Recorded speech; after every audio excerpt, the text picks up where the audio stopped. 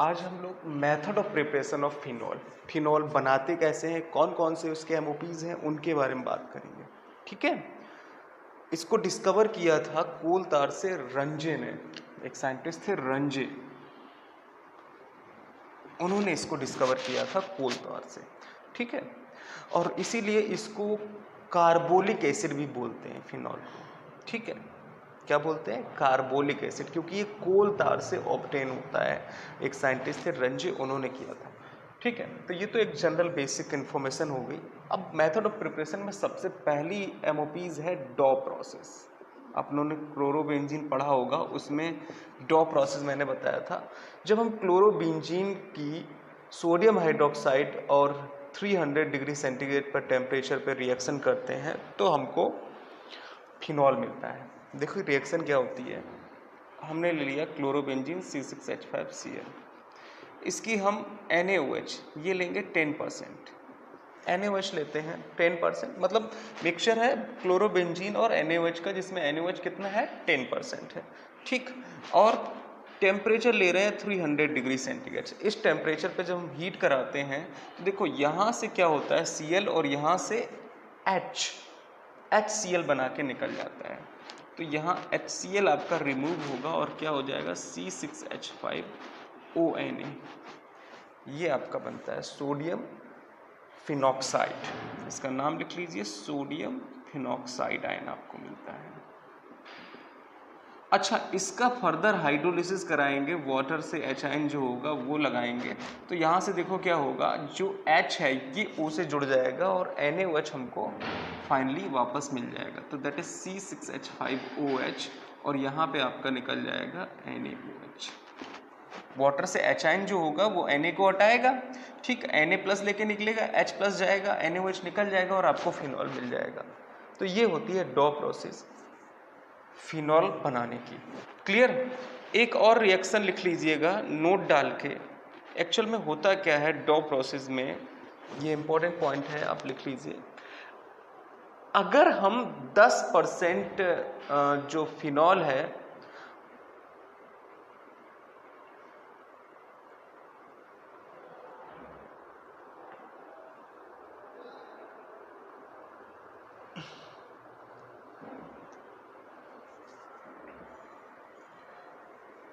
देखिए, एक रिएक्शन ये है कि अगर हम यहाँ पर फिनॉल जो बना हुआ है उसमें फिर से क्लोरोबेंजीन ले लें, यानी कि 10% और फिनॉल ऐड कर लें, तो देखो क्या होता है।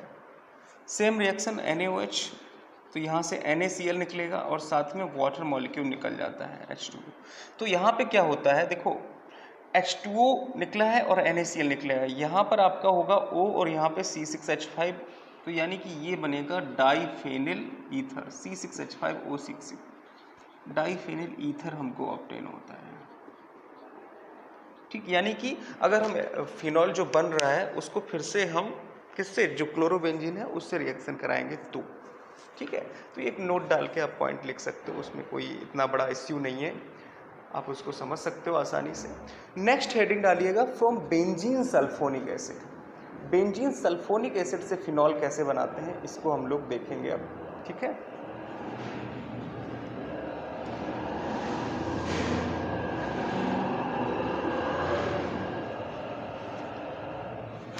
तो नेक्स्ट है फ्रॉम बेंजीन सल्फोनिक एसिड। देखिए, बेंजीन सल्फोनिक एसिड की भी रिएक्शन हम कराते हैं सोडियम हाइड्रोक्साइड से NaOH के साथ। ठीक। अब यहाँ देखो, ये जो है ये बनाता है C6H5SO3Na, सोडियम बेंजीन सल्फोनेट, नाम लिख लीजिए सोडियम बेंजीन सल्फोनेट, ये बनाता है। वो वाटर निकल जाता है, यहाँ से H है, यहाँ से OH है। ठीक।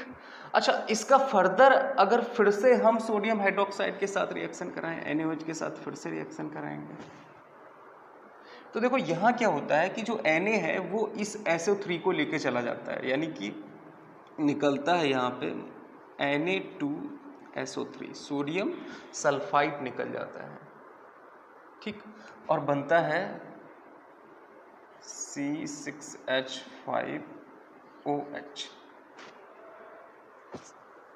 ठीक है, अब देखिए एक Na दो Na निकल गया, SO3 निकल गया, यानी कि ये पूरा NaSO3 निकल गया और यहाँ से आपका ये Na निकल गया, Na प्लस OH माइनस, और ये देखो ये S माइनस होगा तो ये आपका ये प्लस होगा, तो C6H5 plus OH minus C6H5OH बना लेगा और Na2SO3 सोडियम सल्फेट निकल जाता है। ठीक है, तो आसान है बेंजीन सल्फोनिक एसिड से रिएक्शन। ठीक, नेक्स्ट देख लीजिएगा, मैं यहाँ पे लिख दे रहा हूँ C6H5OH। नेक्स्ट रिएक्शन है third, from BDC benzene diazonium chloride. बहुत आसान रिएक्शन है, फटाक से लिखिएगा। बेंजीन डाइजोनियम क्लोराइड की रिएक्शन वाटर से कराते हैं। हमने आपको बताया था डाइजोनियम क्लोराइड जो भी होता है वो N2 रिएक्टेंट में नाइट्रोजन के नंबर 2 या 2 से ज़्यादा होंगे तो N2 गैस निकल जाएगी, N2 गैस बना के निकल जाएगा और साथ में HCl निकलता है। और यहाँ पर देखो HCl निकल गया, N2 निकल गया, यहाँ बचेगा क्या, OH बचेगा केवल, तो ये हो जाएगा C6H5OH और ये आपका फिनॉल बन गया। तो बेंजीन डाइजोनियम क्लोराइड से भी आप बना सकते हो। Is that okay? ठीक है, अब देखिए एक दो और MOPs हैं और उसके बाद हमारी MOPs खत्म हो जाएंगी, उसके बाद PPs और CPs जल्दी से हम लोग डील कर लेंगे।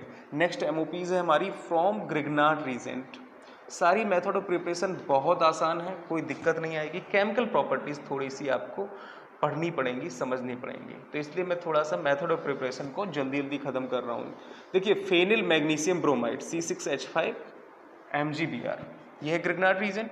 इसका हम क्या करते हैं, ऑक्सीडेशन कराते हैं। तो ऑक्सीडेशन में क्या होता है, ये ऑक्सीजन जो होता है ये बीच में इंडल्ज कर जाता है, बनाता है C6H5OMgBr, इंसर्शन रिएक्शन देता है।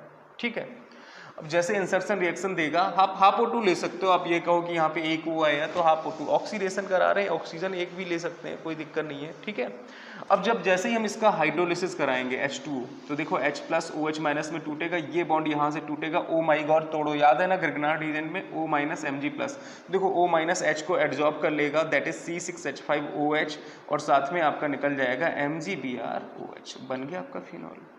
है आसान, दैट्स इट। ठीक, तो ग्रिग्नार्ड रीजन से फिनॉल आप बना सकते हैं। एक और रिएक्शन है उसको भी जल्दी से खत्म करते हैं, that is from salicylic acid. Phenol की बनाने की नेक्स्ट MOPs है फ्रॉम सैलिसिलिक एसिड। तो कुछ सैलिसिलिक एसिड का फार्मूला होता है, जो फिनॉल होता है उस फिनॉल में आप क्या करेंगे, यहां पर COOH लगा देंगे। अच्छा याद करिए, जब सोडियम एसीटेट लेते थे दैट इज CH3COONA और इसकी सोडा लाइम से रिएक्शन कराते थे तो आपका क्या होता था, मेथेन बनता था, ये पूरा का पूरा पोर्शन निकल जाता था और CH4 यानी कि COO पूरा का पूरा गायब होता है।